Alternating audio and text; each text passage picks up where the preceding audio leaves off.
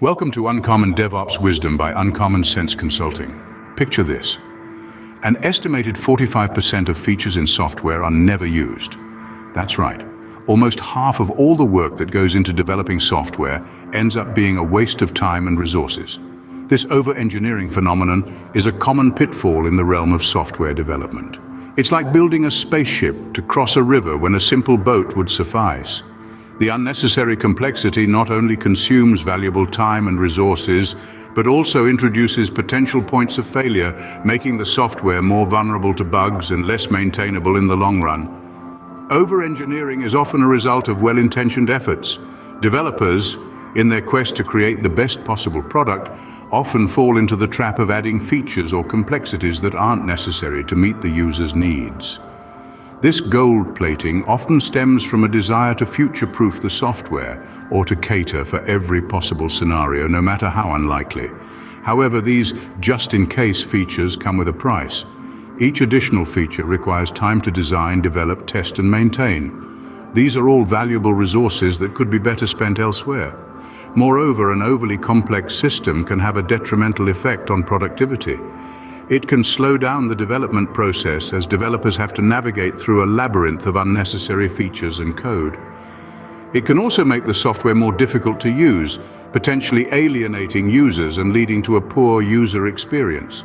This over-engineering problem also affects the bottom line. The extra time and resources spent on unnecessary features translate into higher development costs.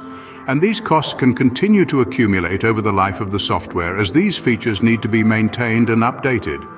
As shocking as these statistics are, they present a clear opportunity for improvement. Let's explore how we can avoid over-engineering and make our projects more efficient. Let's take a look at a real-life example to illustrate the negative effects of over-engineering. Picture this. A software development team embarks on a new project. They're eager, they're excited, and they're armed with a myriad of tools and technologies. They want to build a state-of-the-art application, so they incorporate every cutting-edge feature they can think of. The project starts off well, the team is enthusiastic and progress is swift. But as they add more and more features, the code base becomes increasingly complex. The application initially envisioned as sleek and efficient is now bloated and unwieldy. The team spends more time debugging and managing the code base than developing new features. The project timeline stretches, deadlines are missed, and the budget balloons. Why did this happen? The team fell into the trap of over-engineering. They were so focused on building the best application possible that they lost sight of their initial goal: to create a functional, efficient tool that meets the user's needs.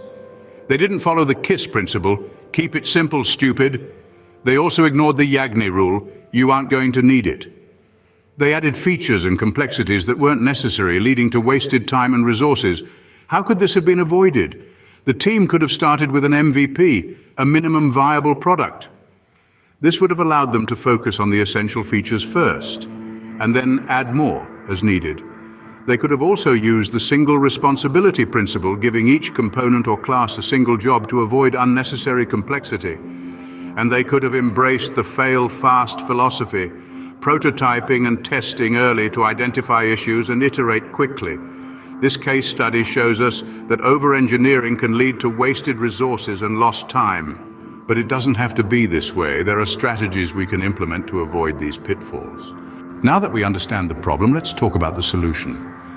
There are several strategies we can employ to prevent over-engineering. A myriad of principles and methodologies exist, but we'll focus on 5 key strategies.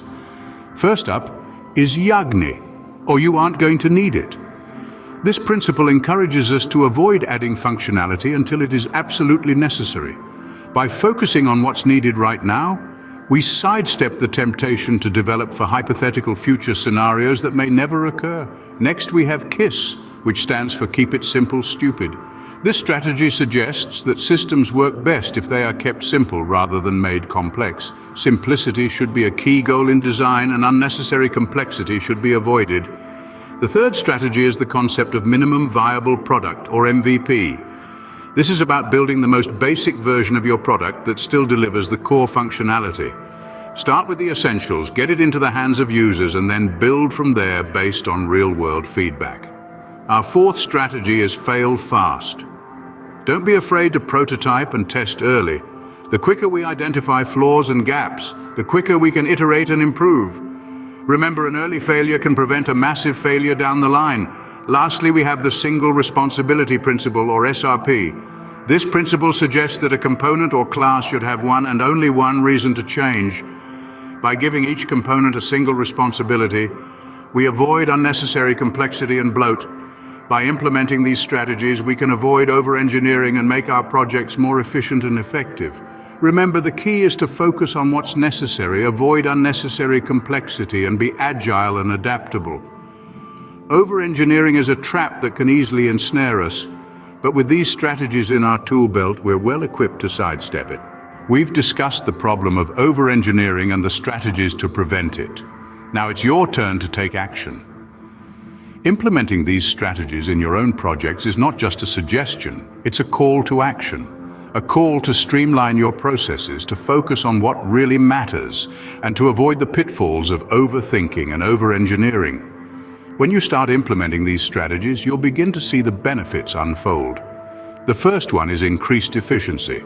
By focusing on the essentials, you eliminate unnecessary complexity.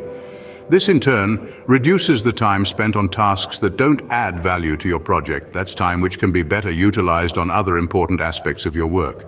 Secondly, you'll notice a sharp reduction in waste. When we talk about waste here, we mean the resources, time, effort, and even money that are poured into creating features or components that are not necessary.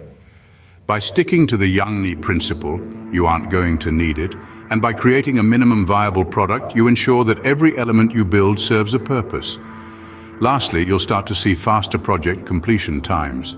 By keeping things simple and focusing on one responsibility per component or class, you avoid the bloat that slows down development. And with the fail fast mentality, you'll identify and rectify flaws early, allowing for swift iterations. Adopting these strategies also instills an agile and adaptable approach to your work. It promotes a mindset that welcomes change and improvement. It encourages you to be responsive rather than reactive, and most importantly, it helps you deliver solutions that are simple, efficient, and effective.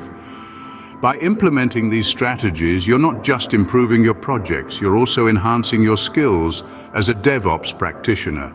You're learning to be more discerning, to make more informed decisions, and to create solutions that truly serve the needs of your users. Remember, the simplest solution is often the best one. Don't overthink it, don't over-engineer it. Keep it simple and focused, and you'll be on your way to more efficient and effective projects.